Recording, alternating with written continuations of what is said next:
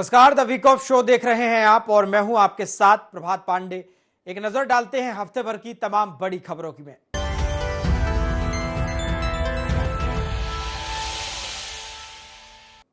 सबसे पहले बात करेंगे मध्य प्रदेश। देश का सबसे बड़ा आदिवासी बाहुल्य राज्य है। प्रदेश में करीब 1,53,00,000 से ज्यादा आदिवासी निवास करते हैं, जो प्रदेश की कुल जनसंख्या का लगभग 21.1% है। यही वजह है कि आदिवासी आबादी राज्य की राजनीति का अहम आधार है।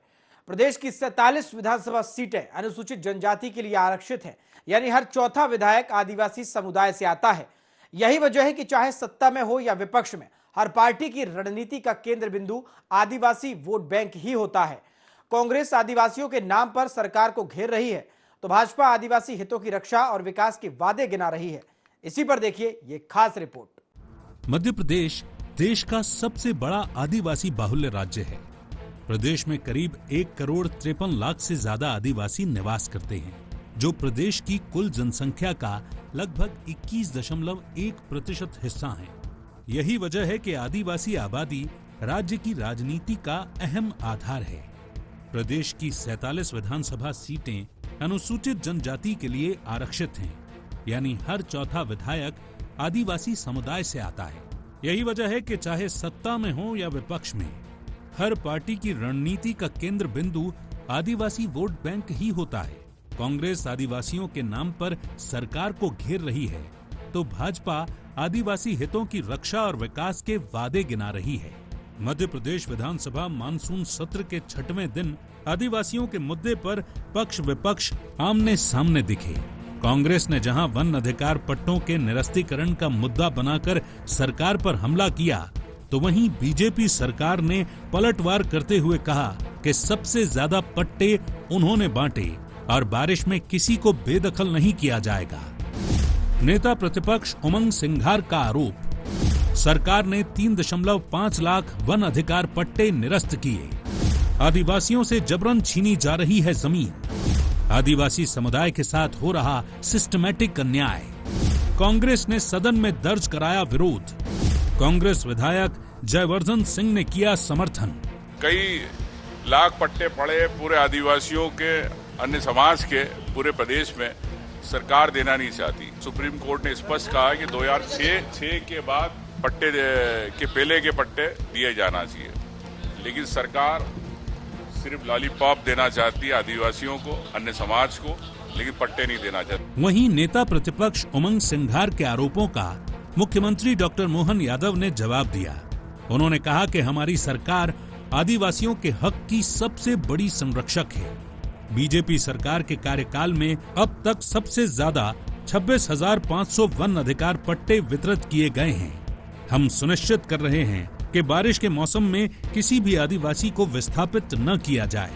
कांग्रेस इस मुद्दे पर झूठ फैला रही है और राजनीति कर रही है, जबकि हम न्याय और विकास के रास्ते पर हैं। लगातार सरकार प्रत्येक आदिवासी भाई बहन के लिए तत्पर है। बरसात के समय किसी भी आदिवासी भाई बहन को मकान से बेदखल नहीं करा जाएगा और उनके अपने पट्टे वगैरह दिलाने के मसले को भी हम सबसे ज्यादा करेंगे। उल्लेखनीय है कि हमारी सरकार के द्वारा ही सबसे ज्यादा पट्टे दिए गए। पूर्ववर्ती कांग्रेस की सरकार ने एक पट्टा नहीं दिया था। लगभग 23,500 से ज्यादा पट्टे हमारी सरकार ने दिए हैं, लेकिन फिर भी दलगत भावना से ऊपर उठ करके और भी ऐसे जो मसले होंगे हम मिलकर के तैयार हैं। बहरहाल वन अधिकार पट्टा जंगलों में रहने वाले आदिवासियों और पारंपरिक वनवासियों को उनकी पुश्तैनी जमीन पर कानूनी अधिकार देने वाला दस्तावेज है, जिसे वन अधिकार कानून 2006 के तहत मान्यता दी गई है। लेकिन इस दस्तावेज को लेकर सियासत उफान पर है। कांग्रेस इसे आदिवासियों से हक छीनने की कार्यवाही बता रही है, तो सरकार इसे नियमों के तहत की जा रही समीक्षा बता रही है। ऐसे में वन अधिकार पट्टों पर छिड़ी ये बहस अब सिर्फ जमीन तक सीमित न होकर आदिवासियों के भरोसे और सत्ता की नीयत से जुड़ गई है। Bureau report IND 24। आगे बढ़ेंगे। मध्य प्रदेश की राजनीति में इन दिनों मेट्रोपॉलिटन मॉडल की नई परिकल्पना चर्चा का विषय बनी हुई है। मुख्यमंत्री डॉक्टर मोहन यादव ने विधानसभा में इंदौर, भोपाल, जबलपुर, ग्वालियर और उज्जैन जैसे प्रमुख शहरों को एक समग्र मेट्रोपॉलिटन रीजन के रूप में विकसित करने की बात कही। यह मॉडल दिल्ली एनसीआर की तर्ज पर होगा, जिसमें शहरी सीमा से बाहर बसे उपशहरों और विकास खंडों को भी आर्थिक और अधोसंरचना विकास से जोड़ा जाएगा। मुख्यमंत्री का मानना है कि यदि इंडस्ट्रियल एरिया को मास्टर प्लान में प्राथमिकता दी जाए तो रोजगार भी बढ़ेगा और शहरीकरण भी सुनियोजित होगा। लेकिन सरकार की इस परिकल्पना पर विपक्ष सवाल खड़े कर रहा है। कांग्रेस का कहना है कि यह सिर्फ मेट्रो शहरों को चमकाने की कोशिश है, जबकि ग्रामीण, आदिवासी और पिछड़े इलाकों को कोई इससे फायदा नहीं मिलेगा। देखिए इसी पर यह रिपोर्ट। मध्य प्रदेश की राजनीति में इन दिनों मेट्रोपॉलिटन मॉडल की नई परिकल्पना चर्चा का विषय बनी हुई है। मुख्यमंत्री डॉक्टर मोहन यादव ने विधानसभा में इंदौर, भोपाल, जबलपुर, ग्वालियर और उज्जैन जैसे प्रमुख शहरों को एक समय मेट्रोपॉलिटन रीजन के रूप में विकसित करने की बात कही। ये मॉडल दिल्ली एनसीआर की तर्ज पर होगा, जिसमें शहरी सीमा से बाहर बसे उप शहरों और विकास खंडों को भी आर्थिक और अधोसंरचना विकास से जोड़ा जाएगा। मुख्यमंत्री का मानना है कि यदि इंडस्ट्रियल एरिया को मास्टर प्लान में प्राथमिकता दी जाए तो रोजगार भी बढ़ेगा और शहरीकरण भी सुनियोजित होगा। लेकिन सरकार की इस परिकल्पना पर विपक्ष सवाल खड़े कर रहा है। कांग्रेस का कहना है कि ये सिर्फ मेट्रो शहरों को चमकाने की कोशिश है, जबकि ग्रामीण, आदिवासी और पिछड़े इलाकों को इससे कोई फायदा नहीं मिलेगा। उनका आरोप है कि मेट्रोपॉलिटन मॉडल के नाम पर लैंड यूज बदलाव, जमीन अधिग्रहण और नीतिगत भटकाव जैसे जोखिम हैं, जिनका सरकार के पास कोई स्पष्ट जवाब नहीं है। वहीं सीएम ने सदन में स्पष्ट किया कि हम हर क्षेत्र के विकास की योजना पर काम कर रहे हैं। ये सिर्फ 5 शहरों तक सीमित नहीं रहेगा, बल्कि आगामी समय में 10-12 जिलों का नया मॉडल बनेगा, जो देश भर में एक उदाहरण बनेगा। विधानसभा में मेट्रोपॉलिटन क्षेत्र विकास विधेयक पेश। शहरों को मेट्रो रीजन घोषित करने का रास्ता साफ। अब केवल शहर तक सीमित नहीं रहेगा मास्टर प्लान। आसपास के कस्बों, तहसीलों व ग्राम पंचायतों का भी होगा शहरी विकास में समावेश। निवेश और उद्योगों के लिए एकीकृत नीतियां बनेगी। यूपी, महाराष्ट्र और दक्षिण भारत के कई राज्यों में सफल रहा मॉडल।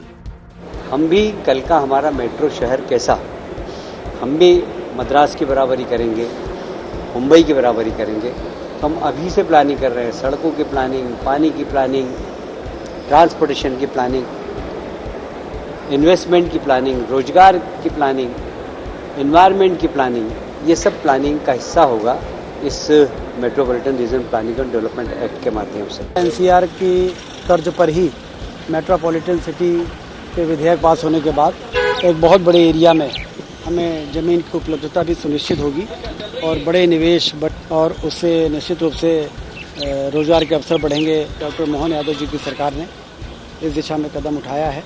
लेकिन कांग्रेस ने इस विधेयक पर एतराज जताया है। विपक्ष का कहना है कि सरकार इस कानून के जरिए शहरी कॉरिडोर बनाने के नाम पर ग्रामीण इलाकों को निगलने जा रही है। कांग्रेस विधायकों ने आशंका जताई कि मेट्रोपॉलिटन का यह खाका लोगों की जमीनों पर सीधा असर डालेगा और आदिवासी व पिछड़े क्षेत्रों में विस्थापन जैसी स्थितियां पैदा होंगी।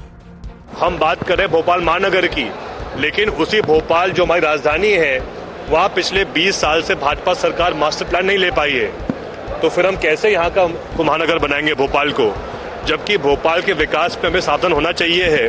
विकास की दरकार होती, जो विकसित ना हो क्षेत्र उसमें विकास करें, जो ऑलरेडी पूर्ण तरीके से विकसित है उसी के लिए सोचते हैं। उनको सिर्फ इंदौर और भोपाल दिख रहा है, बाकी प्रदेश के और दूसरे जिले या संभाग नहीं दिख रहा है। कुल मिलाकर मेट्रोपॉलिटन विधेयक एक महत्वाकांक्षी परियोजना है जो राज्य के शहरी विकास को नई गति दे सकता है। लेकिन इसकी सफलता इस बात पर निर्भर करेगी कि क्या ये सभी वर्गों को समान रूप से साथ ले पाएगा या फिर ये केवल विकास और सियासत की बहस तक सिमट जाएगा। Bureau report, IND 24। Madhya Pradesh सरकार अब सिर्फ योजनाएं नहीं बना रही, बल्कि जनता के मन में भरोसा गढ़ने की कोशिश कर रही है। जन विश्वास संशोधन विधेयक 2025 इसका प्रतीक भर है। असल में ये राज्य सरकार की उस व्यापक सोच का हिस्सा है जिसमें वो व्यवस्था को जनता के करीब और सरल बनाने का प्रयास कर रही है। मुख्यमंत्री डॉक्टर मोहन यादव बार बार एक बात दोहरा रहे हैं, सरकार और नागरिक के बीच भरोसे की खाई को पाटना हमारी प्राथमिकता है। इस भरोसे की बुनियाद कानून में जुर्माने और दंड के डर को कम करके संवाद और समाधान की भावना से रखी जा रही है। इसी पर देखिए ये खास रिपोर्ट। मध्य प्रदेश सरकार अब सिर्फ योजनाएं नहीं बना रही है, बल्कि जनता के मन में भरोसा गढ़ने की कोशिश भी कर रही है। जन विश्वास संशोधन विधेयक 2025 इसका प्रतीक भर है। असल में ये राज्य सरकार की उस व्यापक सोच का हिस्सा है जिसमें वो व्यवस्था को जनता के करीब और सरल बनाने का प्रयास कर रही है। मुख्यमंत्री डॉक्टर मोहन यादव बार बार एक बात दोहरा रहे हैं, सरकार और नागरिक के बीच भरोसे की खाई को पाटना हमारी प्राथमिकता है। इस भरोसे की बुनियाद कानून में जुर्माने और दंड के डर को कम करके संवाद और समाधान की भावना से रखी जा रही है। अब छोटे नियम उल्लंघनों पर पुलिस केस नहीं, बल्कि त्वरित समाधान की प्रक्रिया होगी। लेकिन विपक्ष इसे कॉर्पोरेट हितों को साधने की कोशिश बता रहा है और मूलभूत सुधारों की जगह दिखावटी कानूनी फेरबदल करार दे रहा है। वहीं सरकार इसे विधेयक नहीं, विकास का विजन बता रही है। मध्य प्रदेश विधानसभा में जन विश्वास समेत 8 विधेयक पारित। जन विश्वास संशोधन विधेयक से बढ़ेगा विश्वास, छोटे कारोबारियों को मिलेगी बड़ी राहत, सरल प्रशासनिक ढांचा, डिजिटल प्रक्रियाएं, निवेश को बढ़ावा, 12 विभागों के 44 उपबंधों में बदलाव, सरल होंगी प्रक्रियाएं, छोटे उल्लंघनों को अपराध की श्रेणी से किया गया बाहर, सरकार की रणनीति साफ, भरोसा जीतो, विकास साधो। सीएम डॉक्टर मोहन यादव ने विधेयक को बताया गेम चेंजर। आज मध्य प्रदेश में भी जन विश्वास अधिनियम 2025 प्रस्तुत किया गया, जिसके अंतर्गत लगभग 16 विभागों के 80 कानूनों में संशोधन किया गया है। मैं ऐसा मानता हूं कि इससे विकास को और संभावनाओं को और बल मिलेगा। विपक्ष का मानना है कि ये सिर्फ एक दिखावा है। कांग्रेस का तर्क है कि जनता को भरोसा तब होता है जब उसकी रोजमर्रा की जिंदगी आसान होती है। जब तक कानून धरातल पर नहीं उतरेंगे, तब तक उन पर विश्वास नहीं किया जा सकता। जब तक ये सारे धरातल पर नहीं उतरेंगे, हमने पहले भी देखे किस प्रकार शिवराज सिंह जी ने अपने पूरे कार्यकाल में अनेकों इवेंट करे उनने, लेकिन उन इवेंटों का नतीजा क्या हुआ, कितने रोजगार स्थापित हुए, कितने लोगों को रोजगार मिला, कुल मिलाकर के देखने की बात। बहरहाल सरकार इसे व्यापारिक सुगमता की दिशा में एक बड़ा सुधार बता रही है, तो विपक्ष इसे नीतिगत अपारदर्शिता की आड़ मान रहा है। ऐसे में अब देखना ये होगा कि ये विधेयक जमीन पर कितना असर दिखाता है और जनता की कसौटी पर कितना खरा उतर पाता है। Bureau report, IND 24। आगे बढ़ेंगे। भारतीय समाज में महिला सिर्फ परिवार की नहीं, बल्कि पूरे समाज की रीढ़ होती है और जब वही महिला आर्थिक रूप से मजबूत होती है तो उसका आत्मविश्वास, उसकी आवाज और उसकी पहचान तीनों बदल जाते हैं। मध्य प्रदेश में लाडली बहना योजना महिलाओं को सिर्फ राशि नहीं दे रही, बल्कि उन्हें घर से लेकर समाज तक की जिम्मेदारी निभाने का हक दे रही है। अब रक्षाबंधन से पहले मुख्यमंत्री डॉक्टर मोहन यादव ने लाडली बहनों को एक और सौगात दी। 250 रुपए की अतिरिक्त किश्त के साथ ये योजना रिश्तों की मिठास बढ़ाने का काम इसने किया है। देखिए इसी पर यह रिपोर्ट। भारतीय समाज में महिला सिर्फ परिवार नहीं, पूरे समाज की रीढ़ होती है और जब वही महिला आर्थिक रूप से मजबूत होती है तो उसका आत्मविश्वास, उसकी आवाज और उसकी पहचान तीनों बदल जाते हैं। मध्य प्रदेश में लाडली बहना योजना महिलाओं को सिर्फ राशि नहीं दे रही, बल्कि उन्हें घर से लेकर समाज तक की जिम्मेदारी निभाने के हक दे रही है। अब रक्षाबंधन से पहले मुख्यमंत्री डॉक्टर मोहन यादव ने लाडली बहनों को एक और सौगात दी है। 250 रुपए की अतिरिक्त किश्त के साथ ये योजना रिश्तों की मिठास बढ़ाने का काम कर रही है। बीजेपी इस पहल को महिला सम्मान और सशक्तिकरण से जोड़ रही है, तो वहीं विपक्ष इसे त्योहारों के बहाने भावनात्मक राजनीति करार दे रहा है। सरकार का कहना यह है कि ये सिर्फ एक आर्थिक सहायता नहीं, बल्कि बहनों के सम्मान, आत्मनिर्भरता और सुरक्षा के प्रति एक भावनात्मक संकल्प है। लाडली बहना योजना की रक्षाबंधन किश्त जारी, 250 रुपए की अतिरिक्त राशि ट्रांसफर, हर बहन के खाते में आई 1500 रुपए की राशि। मुख्यमंत्री ने बताया बहनों के लिए रक्षाबंधन तोहफा। 1 करोड़ 26 लाख से ज्यादा लाडली बहनों को रक्षाबंधन उपहार। सीएम डॉक्टर मोहन यादव ने ट्रांसफर की 1859 करोड़ की राशि। 28 लाख से अधिक बहनों को मिली गैस रिफिलिंग की राशि। सीएम डॉक्टर मोहन यादव ने ट्रांसफर की 43.90 करोड़ की राशि। हमने कहा कि लाडली बहनों के लिए चुनाव के पहले का 1000 से चालू करी यात्रा और हमने कहा इसको धीरे धीरे बढ़ाएंगे। कांग्रेसियों ने कहा बढ़ा नहीं सकते, पैसे है ही नहीं, ये कहां से लाएंगे, कैसे देंगे। लेकिन बहनों आप गवाह इस बात की, चुनाव के पहले 1000 मिलते थे, गए साल से 1250 मिलने लगे।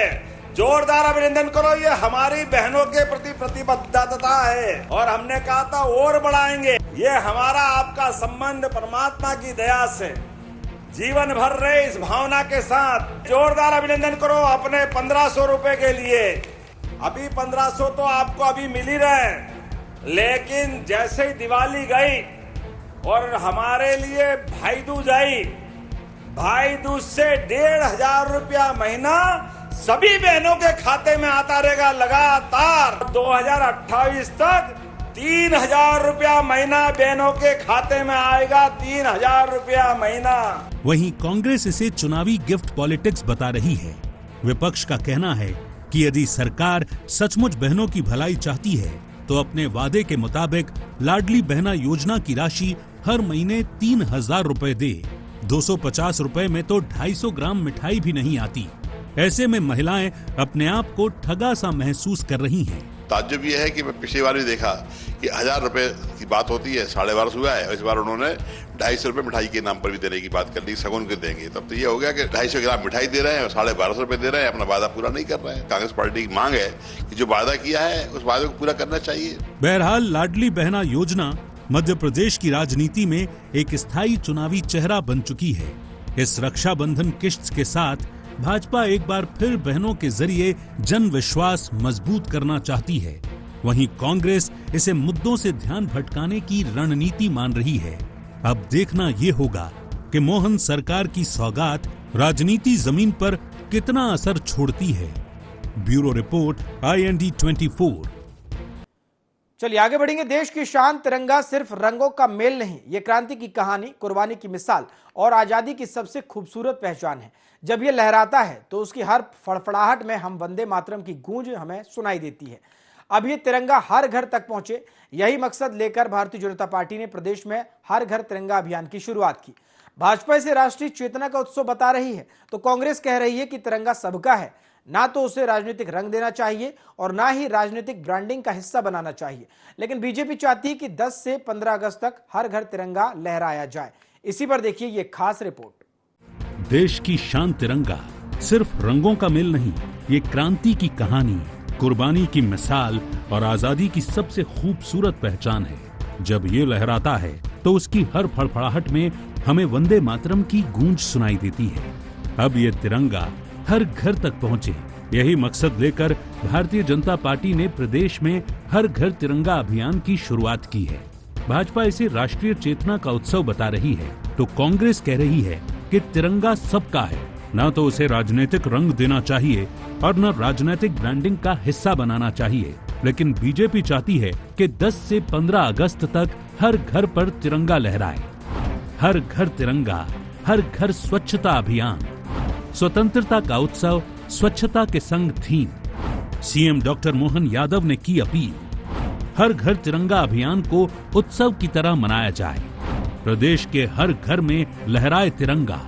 प्रदेश में 10 से 15 अगस्त तक चलेगा हर घर तिरंगा अभियान। 10 से 14 अगस्त तक मंडल स्तर पर तिरंगा यात्रा का आयोजन। 14 अगस्त को विभाजन विभीषिका स्मृति दिवस पर निकलेगा मौन जुलूस। युवा पीढ़ी को बताएंगे विभाजन की विभीषिका। हमारा 10 तारीख से ही इस कारखाने के स्वदेशीकरण के भाव के आधार पर ये जो अभियान चला रहा है, इसमें हमने सभी स्कूल, कॉलेज, सभी प्रकार के तकनीकी संस्थान, युवाओं को अपने पूरे प्रदेश में माहौल बना रहा है कि तिरंगा से इसको जोड़ करके स्वदेशीकरण की भावना के आधार पर ही हर घर तिरंगा, जिसका ये 4था वर्ष प्रारंभ हो रहा है, उसी में स्वदेशी की भावना और इस बार स्वच्छता का थीम के आधार पर ये हर घर तिरंगा अभियान का अभियान चलने वाला है। हर साल की तरह इस साल भी हमारे राष्ट्रीय अध्यक्ष जी ने सबसे आह्वान किया है कि 10 से 14 तक तिरंगा यात्रा हर मंडल में, आम नागरिक को भी लें, पार्टी कार्यकर्ता भी उस पर बढ़ चढ़ के हिस्सा लें और उसके अलावा 13 से 15 तक वो अभियान को आगे और गति देते हुए हर घर तिरंगा ऐसा एक अभियान लिया है। वहीं कांग्रेस का कहना है कि वो राष्ट्रीय ध्वज का पूरा सम्मान करती है, लेकिन बीजेपी जैसी दिखावे की देशभक्ति नहीं करती। तिरंगा हर भारतीय के दिल में बसता है। ये किसी एक पार्टी की जागीर नहीं है। जिन्होंने आजादी के 30 साल तक अपनी संस्था के कार्यालय पर तिरंगा झंडा नहीं फहराया, वो आज तिरंगे की राजनीति कर रहे हैं। 30 साल तक आजादी के बाद अपने कार्यालयों में देश का झंडा नहीं फहराया। इतिहास है, सब जानते हैं। अब झंडा के नाम पे भी राजनीति। अरे भाई, देश के हर नागरिक को झंडा वैसे ही स्वतंत्रता दिवस पे फहराना चाहिए। इसमें एक राजनीतिक मुद्दा बनाने की जरूरत क्या है? बहरहाल हर घर तिरंगा अभियान को लेकर मध्य प्रदेश की सियासत गर्म है। बीजेपी इसे राष्ट्रभक्ति का उत्सव बता रही है, तो कांग्रेस इसे तिरंगे को दलों के रंग में रंगने का आरोप लगा रही है। ऐसे में अब देखने वाली बात ये होगी कि क्या अब हर घर में तिरंगा पहुंचने के साथ ही हर मंच पर उसकी सियासत भी लहराती नजर आएगी। Bureau report, IND 24। आगे बढ़ेंगे। रक्षाबंधन का पर्व भाई बहन के पवित्र रिश्ते का उत्सव है। इस दिन एक ओर बहनें राखी बांधकर भाई की लंबी उम्र और खुशहाली की कामना करती हैं, तो दूसरी ओर भाई बहनों की रक्षा का वचन निभाने का संकल्प दोहराते हैं। ऐसा ही नजारा आगर मालवा में दिखाई दिया, जहां मुख्यमंत्री डॉक्टर मोहन यादव बहनों के बीच रक्षाबंधन का पर्व मनाने पहुंचे।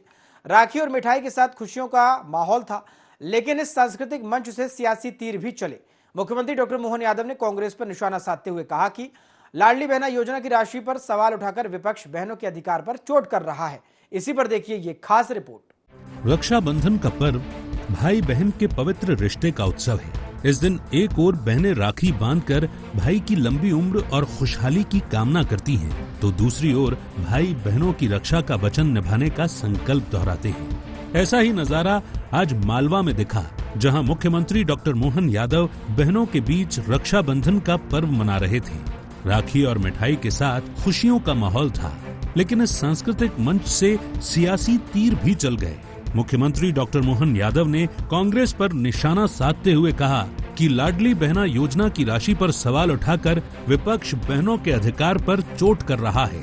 साथ ही राहुल गांधी द्वारा चुनाव आयोग की निष्पक्षता पर सवाल उठाने वाले बयान को उन्होंने अर्बन नक्सलाइट मानसिकता का परिचायक बताया और कहा कि ये नेता प्रतिपक्ष की गरिमा के खिलाफ है। इस पर राहुल गांधी को माफी मांगनी चाहिए।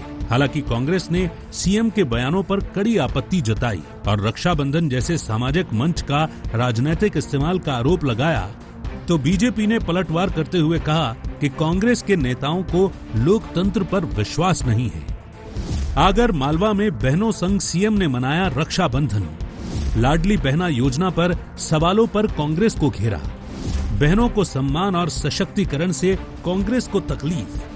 बहनों के सम्मान और विकास कार्यों में कोई कमी नहीं आने देंगे। मध्य प्रदेश में विकास और जन कल्याण की योजनाएं जारी रहेंगी। सीएम डॉक्टर मोहन यादव का राहुल गांधी पर हमला। राहुल के बयान को बताया अर्बन नक्सलाइट मानसिकता। चुनाव आयोग पर सवाल उठाने को बताया गरिमा के खिलाफ। दुर्भाग्य के साथ कहना पड़ेगा, कांग्रेस के नेता प्रतिपक्ष कभी सुप्रीम कोर्ट पे प्रश्न उठाते, न्यायालय को नहीं मानते। सुप्रीम कोर्ट ने अभी डांट लगाई 4 दिन पहले, उसके पहले भी मानते ही नहीं। चुनाव ये हार है, जनता इनके साथ नहीं, लेकिन उसके बाद भी चुनाव आयोग का दोष। मैं आप सबको सावधान करना चाहता हूं, ये वही नक्सलाइट मानसिकता है जो ये इनके इन प्रकार कुर्सी को पकड़ के उसके लिए मर्जी आज जो व्यवहार करते हैं। वहीं कांग्रेस ने सीएम के राहुल गांधी पर दिए बयान पर कड़ी प्रतिक्रिया देते हुए कहा कि न्याय की बात करना अर्बन नक्सलवाद है। जो काम चुनाव आयोग को करना चाहिए वो काम उम्मीदवार को करना पड़ जाए तो क्या कहा जाएगा। मध्य प्रदेश में तो चुनाव आयोग ने खुद स्वीकार कर लिया कि 10% वोट फर्जी हैं। ऐसे में तो चुनाव आयोग भी अर्बन नक्सल हो गया।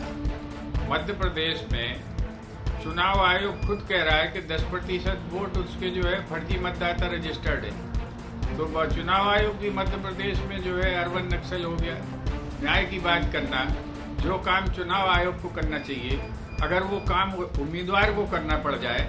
बहरहाल अब देखना ये होगा कि रक्षाबंधन जैसे भाई बहन के प्रेम और विश्वास के पर्व से निकला ये सियासी संदेश, जिसमें मुख्यमंत्री ने कांग्रेस और राहुल गांधी पर निशाना साधा और कांग्रेस ने पलटवार किया, आगे प्रदेश की राजनीति में किस तरह की नई बहस और बयानबाजी को जन्म देता है और जनमानस में इसकी कैसी प्रतिक्रिया देखने को मिलती है। Bureau report, IND 24। The week of show में फिलहाल इतना ही। देखते रहिए IND 24। नमस्कार।